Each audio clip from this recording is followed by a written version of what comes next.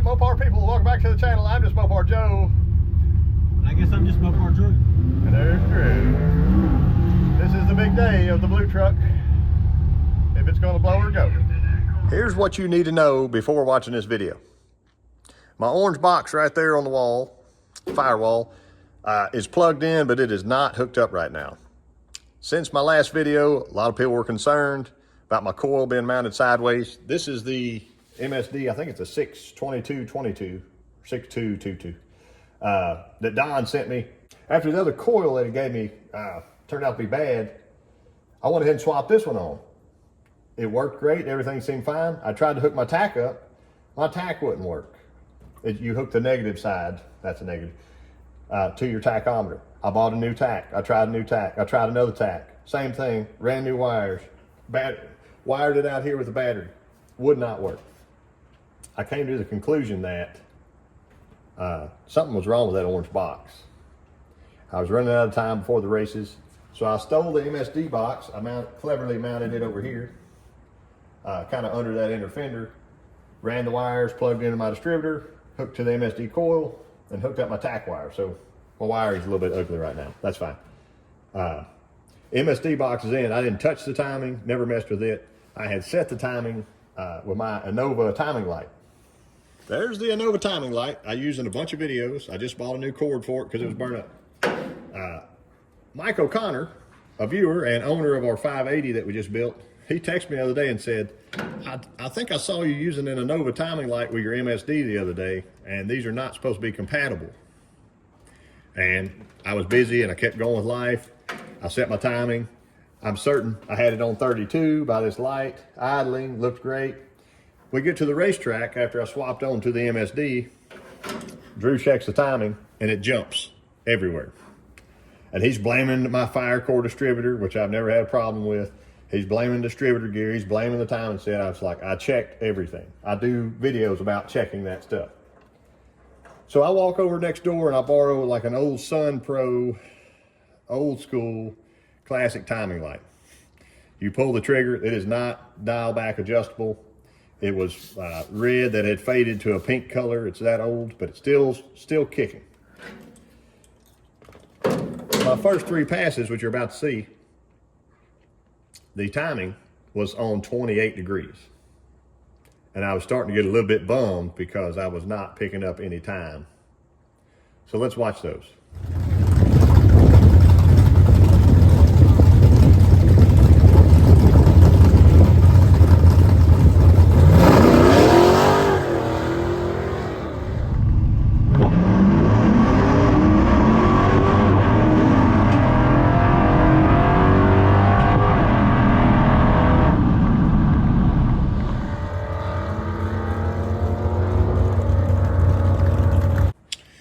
So my first pass out, right-hand lane, 787 at 88.6 mile per hour.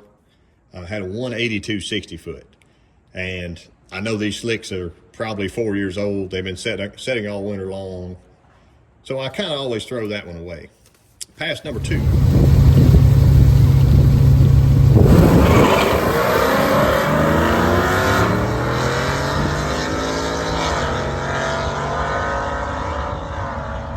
Left-hand lane, wide open again, terribly horrible spinning action going on, 199 60 foot, 807 at 88.3 mile per hour. That's kind of where I was with the other camshaft, and I just thought, man, this is terrible. Third pass.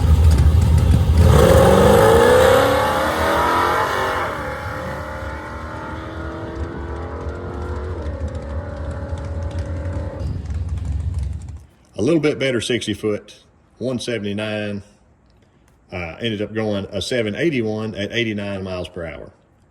And we're back in real time here.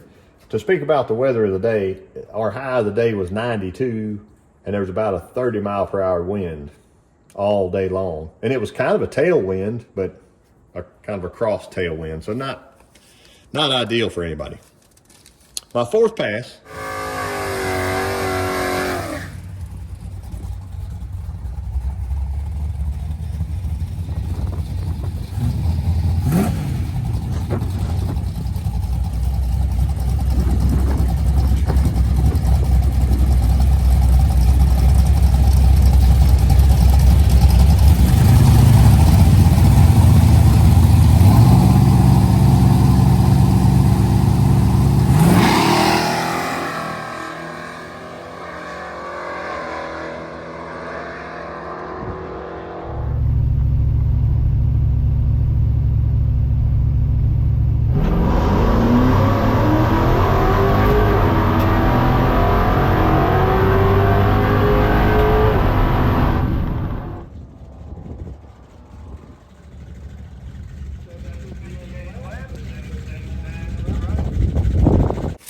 I get to race my buddy Petey, and I decide, we figure out, hey, this timing's off. We turn it up to 34 degrees, and I shift at 6,500. Every other pass that I made in this day was 6,000, 6,000. And I've still got a 410 gear in the back. So I raced Petey. Our mile per hours are almost identical. Actually, mine was higher than his, but he ended up running a 758 to my 779. So now I'm starting to pick up mile per hour. 60 foot, a little bit better, 181. But I do think that 30 mile per hour wind and the track itself is not really helping any of these items here. Now I'm on the competition. This is the first round.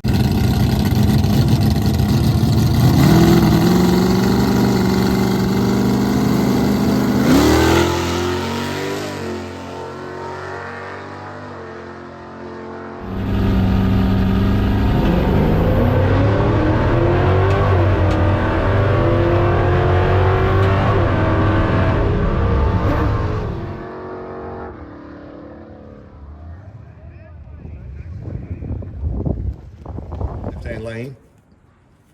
I dial a 783 to be safe, and I'm racing my buddy Carl. Carl had problems. I had to let way off. I ran a 785 at 82 mile per hour. 60 foot was back down to 182. A little greasy on that side. My next pass.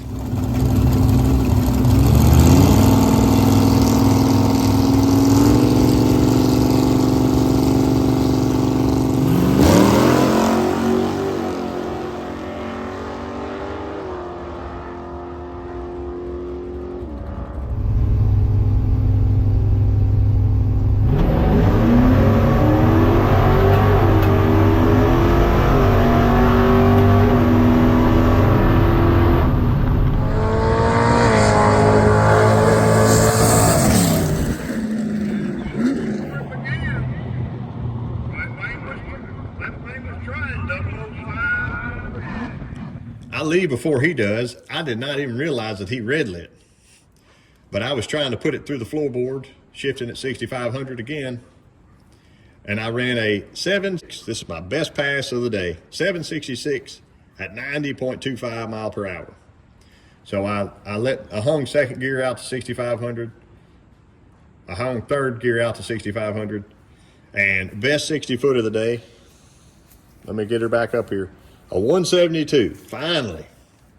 The thing hooks up and goes. My reaction time was terrible, but we're more excited about the truck actually picked up time.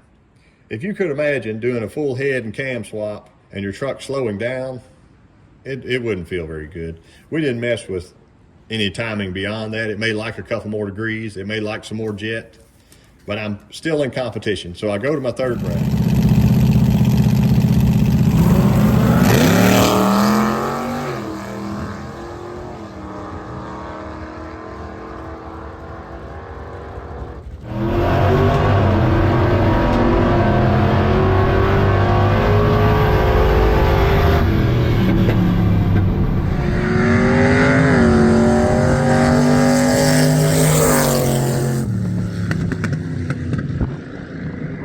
And here we turn on Big Red. I'm in the left-hand lane, and I red light by a mile. I had dialed a 769 because I thought the truck was now going to be faster. And once I saw that red light come on, I told myself, I shifted from first to second, about 6,000.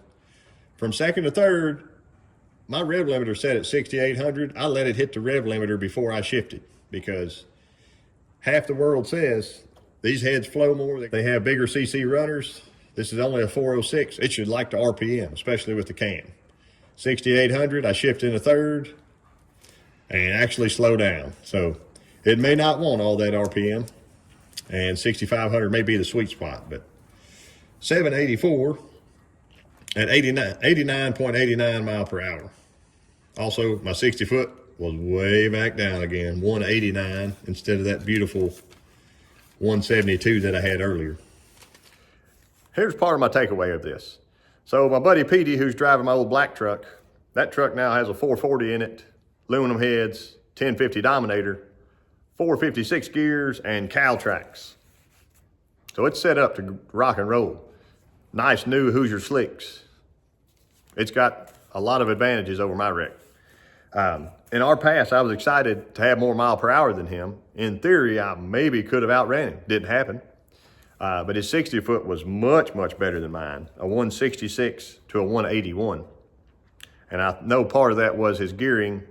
His converters probably matched up nicer. Mine is still a 3800 stall, flashes to 38. I need more.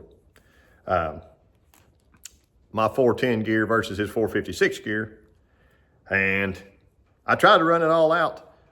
My reaction time was much better than his, but he still beat me across the line, almost by a truck length, whatever. But I'm pretty proud of my little blue truck. Some things I'd like to work on, and I actually got at the racetrack, my buddy Carl, he dropped off his 456 chunk to me.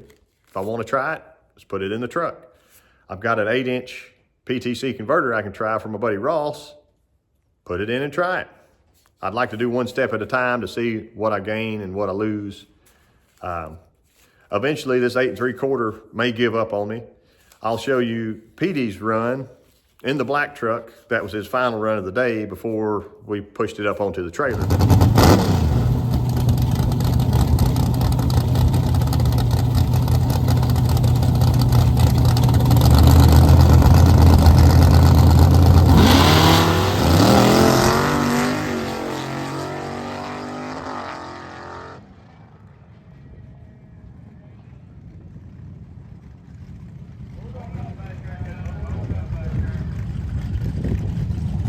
What do you reckon you did to this very end, Petey? I sent her to the moon. There you go. That's what them cow tracks and slicks will get you. Dead hook, baby. Boy. Hold up. Back up. Damn. I have no idea what happened there, but I know a lot of my experts, commenters, have probably had this happen in the past.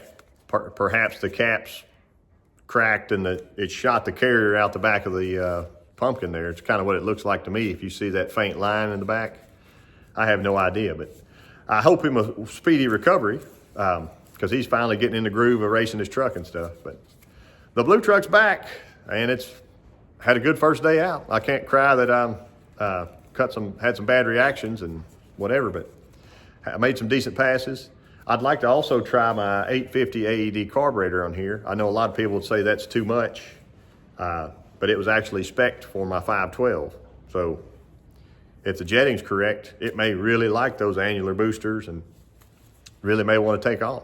Don't know. I appreciate y'all watching and following along with the Speedmaster head swap and comp solid roller cam swap from the hydraulic roller I had in here and the stealth heads before. I did pick up some time and I feel good about that. If it was in better weather, who knows? But if ifs and buts were candies and nuts, then we'd all be something, wouldn't we? Thank y'all for watching, and I'll catch you guys.